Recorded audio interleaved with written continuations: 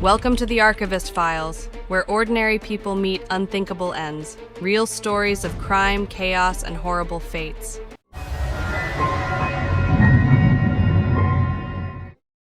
Karachi's Garden West area moves through its afternoons in a steady way.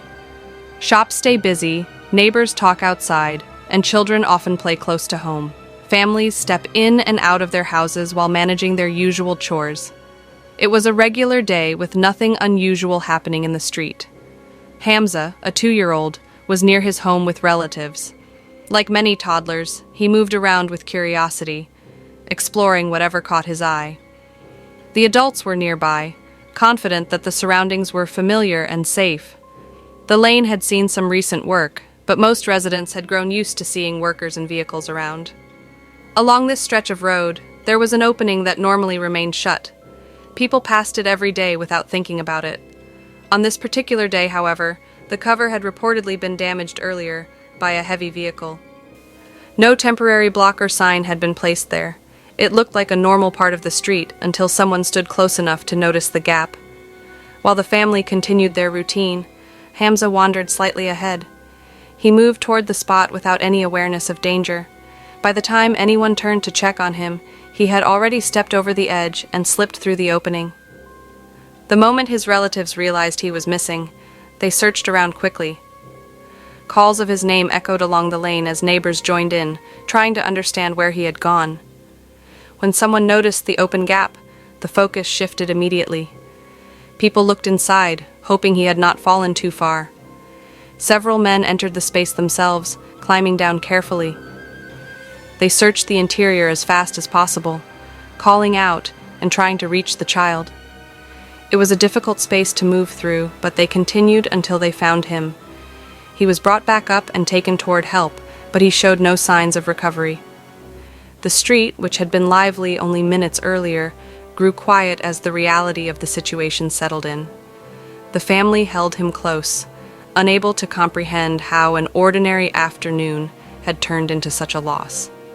Neighbors stood nearby, offering whatever comfort they could. There were no loud reactions, only a heavy silence shared by everyone present. People spoke briefly about how the opening should not have been left uncovered, but conversations were short and subdued. Most of the residents simply stood with the family, trying to absorb what had happened.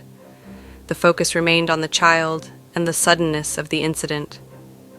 As the day continued, the lane returned to normal movement, but the atmosphere remained subdued. The event left a quiet mark on those who had witnessed it.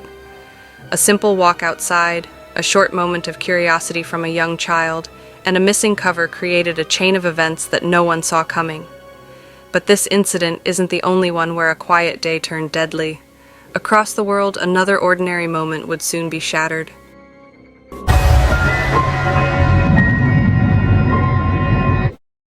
On the morning of May 18, 2021, the day began quietly in Greene County, Pennsylvania.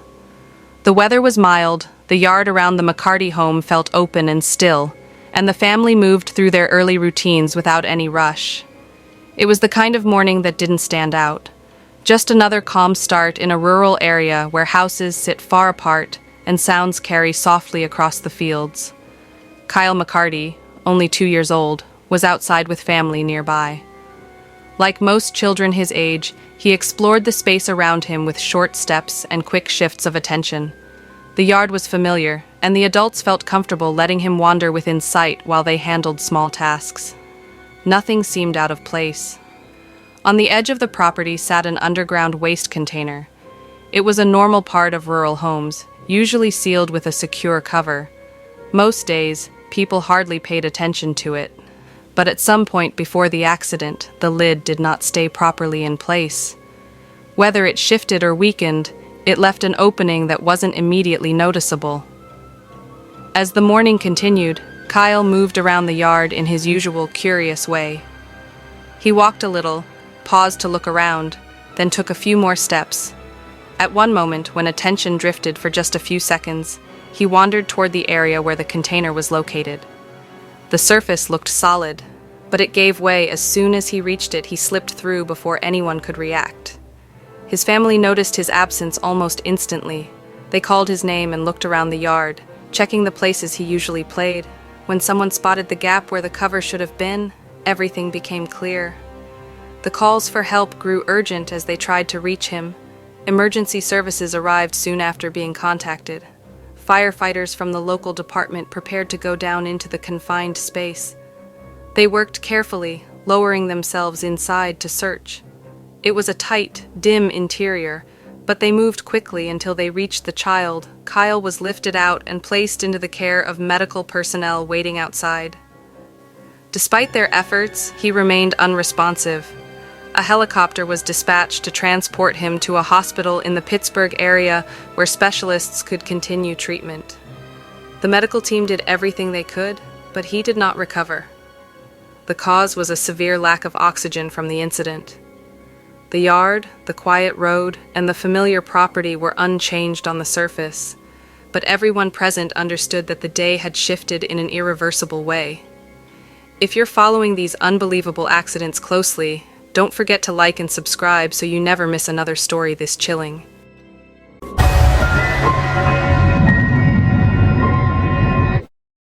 On the morning of July 2020, life inside the Alderman home in Suffolk moved at a slow, gentle pace. The summer light filled the rooms, and the usual sounds of a household with a newborn shaped the early hours. 6-week-old James Jimmy Alderman had been settling into his routine, and his mother moved through the day with the familiar rhythm that comes with caring for an infant. Jimmy had been placed in a soft fabric carrier, a sling meant to keep him close while allowing his mother to use her hands for light tasks around the house. Many parents find these carriers useful, especially during busy moments when holding a baby in their arms isn't practical. On that day, the sling was positioned against her chest, and she prepared to feed him while keeping him supported. The idea of feeding while using a sling is something some parents attempt because it seems convenient. It allows them to stay mobile while keeping their newborn close, but it requires constant awareness of the baby's position and breathing space. On this morning, as Jimmy's mother settled him inside the cloth, it appeared to be a normal moment of bonding and care. As the feeding began, the house stayed quiet. His mother moved slowly, continuing with small tasks while checking on him now and then. The sling covered parts of his body, and from the outside, it looked as though he was resting while taking his milk. Nothing about the room suggested a problem. The calm atmosphere made the situation appear ordinary. At some point, however, Jimmy's body shifted inside the carrier. Newborns have little ability to adjust their own posture, and the cloth around him created a space where his face could press against material or his mother's body without immediate notice. Because he was so young, any blocked airway could become dangerous very quickly. Minutes passed before his mother sensed something was wrong. When she checked the sling again, she noticed that he was not moving as he should. She removed him from the fabric and tried to stimulate him, hoping he would respond. Emergency help was called right away, and responders arrived to provide assistance. He was taken for medical evaluation, but the outcome was devastating. Despite their efforts, he could not be revived. Later, the coroner reviewing the case, Lydia Brown, explained that Jimmy had lost his ability to breathe while being fed inside the sling. The weight of his head, his position, and the enclosed space all contributed to the event.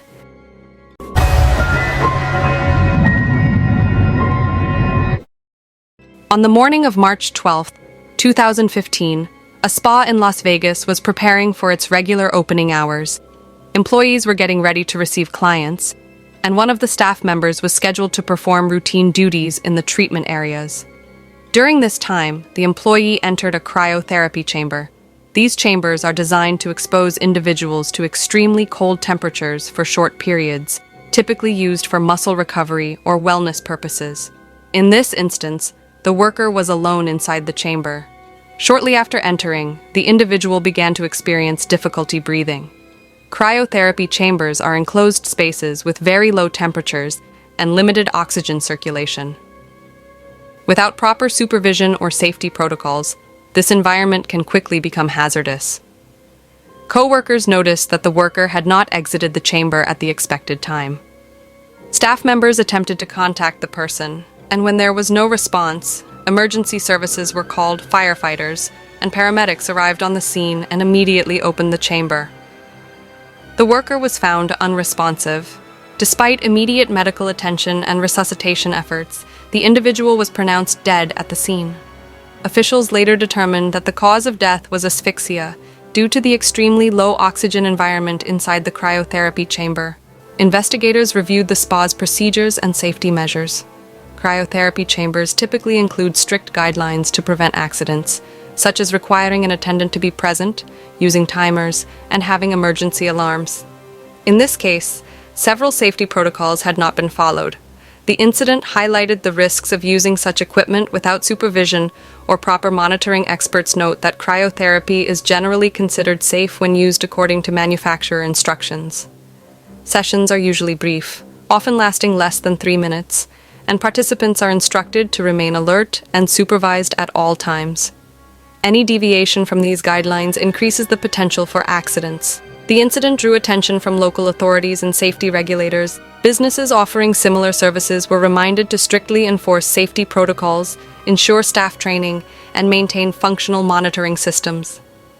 These precautions are intended to prevent any future tragedies in controlled environments that carry inherent risks.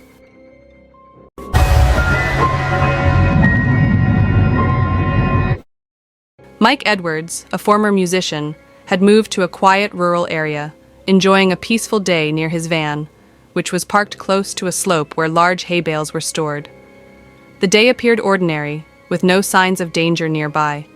The sun was out, and the area was calm, with stacks of hay bales positioned along the incline. The hay bales were large and heavy, weighing over 1,000 pounds each. They were stacked in a common manner for rural areas, resting on uneven ground. Mike was inside his van, going about his day, unaware of the potential risk behind him. Everything seemed normal, with the environment quiet and nothing unusual to indicate what was about to happen. Suddenly, one of the hay bales became unstable. The cause of its movement is not fully clear, but gravity caused it to start rolling down the slope. The large bale, weighing roughly 1,300 pounds, quickly gained speed as it descended. The motion was rapid and unstoppable once it began. Mike Edwards' van was parked directly in the path of the rolling hay bale. By the time the movement was noticeable, the bale had already gathered momentum. The slope accelerated the bale, and the vehicle could not be moved in time. The situation changed from calm to dangerous in a matter of seconds. The bale struck the van with immense force. The vehicle, though designed to protect its occupants in normal collisions, could not withstand the crushing weight of the moving hay bale. The impact was concentrated and immediate. The van was crushed under the mass of the 1,300-pound object. The entire accident unfolded quickly. From the moment the hay bale began rolling to the moment it struck the van, only a few seconds passed. There was no time to react or escape. The collision happened suddenly, completely unanticipated, and with total force concentrated on the van. The rural setting contributed to the accident. The slope allowed the heavy bale to accelerate, and the stacked hay bales nearby created a situation where movement could quickly become dangerous. Mike Edwards was simply in the wrong place at the wrong time, unaware of the instability of the object behind him. No other vehicles or people were involved. The accident was caused solely by the rolling hay bale. The speed, weight, and trajectory of the object combined in a way that made the collision unavoidable once it started. The van bore the full force of the impact, leaving no chance for survival. If you're following these unbelievable accidents closely, don't forget to like and subscribe so you never miss another story this chilling.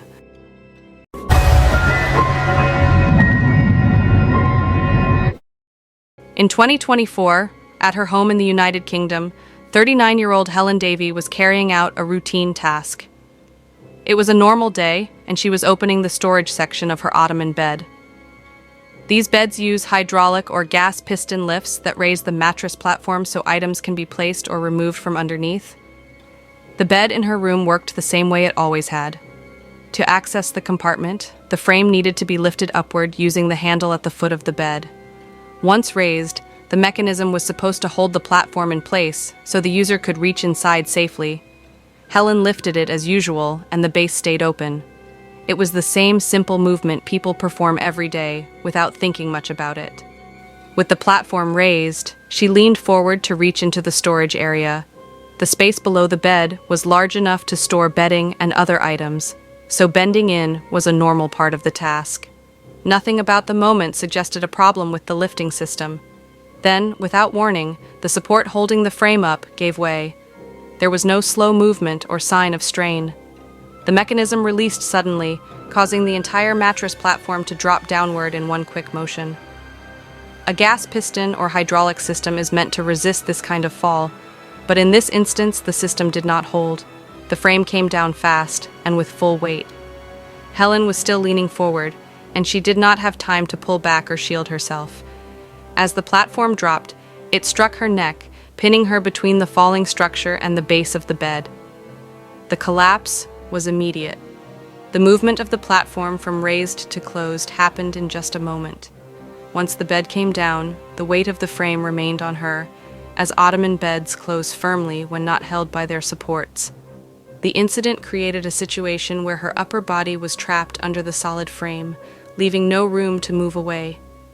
Everything that occurred happened in a short span of time: lifting the bed, leaning in, the sudden failure, and the closing motion. The accident was quiet. The falling platform created little noise, and the bed shut in one quick downward movement. There was no long struggle with the mechanism. The failure of the support translated instantly into the collapse of the frame. The bed, which typically moves slowly when lowered, fell much faster than expected because the lift system did not provide any resistance in that moment.